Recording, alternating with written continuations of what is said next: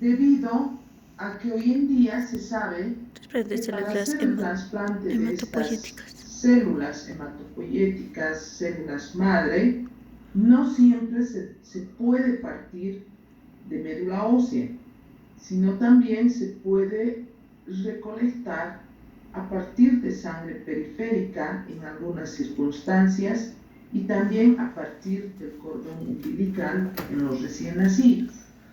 Sin embargo, y obviamente, es mucho más factible de encontrar células hematopoyéticas en la médula ósea, sobre todo en un número necesario para realizar este trasplante, ¿no?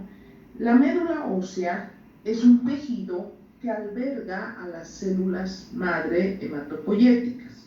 Las células madre también se denominan células stem cells, se denominan células pluripotenciales o totipotenciales, ¿verdad? Son las células ya que van a dar origen a las 3 líneas celulares sanguíneas, es decir, a los eritrocitos, a los linfocitos y a las plaquetas. Se encuentran en el interior de la totalidad, diremos así, de los huesos, ¿no? Obviamente hay algunos huesos, por ejemplo los huesos largos, ¿no? Y los huesos planos, que albergan, diremos así, mayor cantidad de médula ósea, ¿no? Y que son de alguna manera los ideales para la función medular y para la obtención de médula ósea.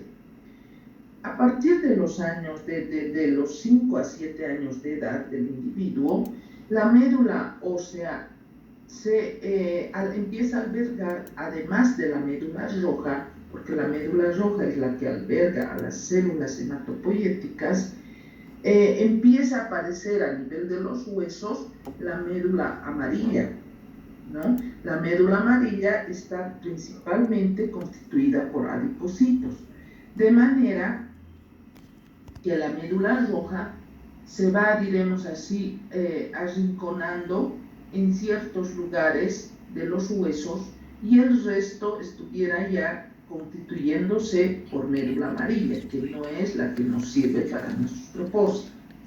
Entonces es por eso primordial que para hacer una punción medular, un estudio de médula ósea o un trasplante de médula ósea, existen lugares en el cuerpo que son los más óptimos para realizar la punción, ¿no? Sobre todo se utiliza las crestas ilíacas posteriores, ¿no? Y en algún momento también, sobre todo en niños, se realiza la punción a nivel del esternón. El trasplante de médula ósea, como les decía, se denomina también trasplante de células madre, progenitoras o hematopoyéticas. Es un procedimiento mediante el cual se destruye la médula ósea dañada de un paciente y se reemplaza por progenitores o por precursores hematopoyéticos nuevos y sanos. El trasplante de médula ósea es un tratamiento, en algunos casos definitivo, ¿no?, para salvar la vida de un paciente. No está indicado en todas las patologías neoplásicas, ¿no?, sino en algunas que, de acuerdo al curso de la enfermedad, ¿no?, y de acuerdo a su clasificación, no solamente de tipo inmunofenotípico, sino y sobre todo de tipo genético, es decir, qué tipo de aberración genética presente ese paciente, se ha visto que hay mayores o mejores resultados que en otros tipos de neoplasias hematológicas, ¿no? Está recomendado en algunos tipos de leucemia linfocítica aguda, ¿no?, en algunos casos de leucemia mieloblástica aguda, en algunos casos de leucemias crónicas, solo en algunos, ¿no?, en algunos tipos de linfomas, sobre todo en los tipos de linfoma no Hodgkin, y en algunos otros tipos de neoplasias que no precisamente son de tipo hematológico, sino son de tumor sólido.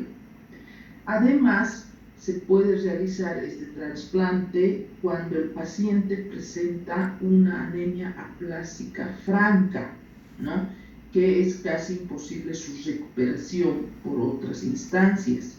Las anemias aplásicas son cuando la médula ósea, es decir, las células hematopoyéticas, han perdido su capacidad de replicación celular, ¿no? El paciente presenta pancitopenia, es decir, la disminución de las 3 líneas celulares, y a pesar de hacer diferentes tratamientos, muchas veces esta médula ósea ya no reacciona. Hay las anemias primarias, como la anemia de Fanconi, ¿no?, que muchas veces es mortal, y eso ya se desencadena en la infancia, en el niño. Y también hay las anemias que son las más comunes, que son las adquiridas, cuando el paciente, por ejemplo, se ha sometido a radiaciones, a diferentes tipos de tratamiento, a sustancias químicas que han hecho o han lesionado sus células madre. Entonces, en este caso, el tratamiento muchas veces se recomienda hacer directamente un trasplante de médula ósea. En el caso de que se trate de una neoplasia, que son las que más se someten a este tipo de tratamiento, por ejemplo las leucemias, el trasplante de médula ósea consiste en 2 pasos. El primer paso es la destrucción de la médula ósea dañada de un paciente, es decir, esas células malignas que están repletas, diremos así, en la médula ósea, y que han infiltrado tal vez ya a esas alturas otros órganos, deben ser destruidas por procedimientos ya sean químicos, mediante las quimioterapias, o mediante radiación, mediante las radioterapias. Y luego recién proceder, ¿no?, al trasplante de médula ósea propiamente dicho, es decir, reemplazar, ¿no?, esas células que van a ser destruidas por precursores nuevos y sanos. Existen 3 tipos de trasplante, ¿no?, el singénico, el autólogo y el alogénico. El singénico se denomina también isotrasplante y es el menos frecuente, ya que en este caso se aplicaría al paciente, al enfermo, médula ósea de un hermano gemelo idéntico, ¿no? No todos tenemos la dicha de tener un gemelo idéntico, ¿verdad? Esos son en muy pocos casos.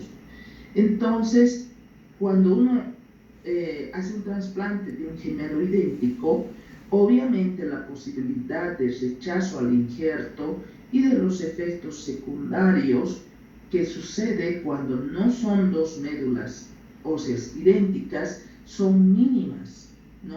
Estuviéramos casi asegurando, diremos así, la sobrevida del injerto y un éxito en cuanto al trasplante, ¿no? Porque los gemelos idénticos tienen genéticamente hablando y fenotípicamente hablando son idénticos, cosa que no sucede con los hermanos mellizos y tampoco con el resto de los hermanos.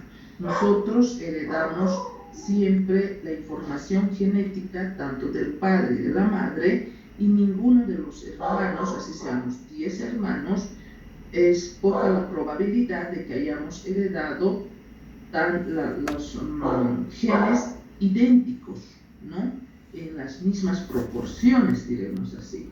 Esa combinación de genes, tanto del padre como de la madre, en resumen, es infinita, ¿verdad? Entonces, obviamente, compartimos genes porque somos hermanos, pero no son precisamente toda la información genética que tenemos de un hermano a otro, no es idéntica, ¿verdad? Entonces, el trasplante singénico se da en muy pocos casos. Además, al presentar genes idénticos entre hermanos gemelos, hay la posibilidad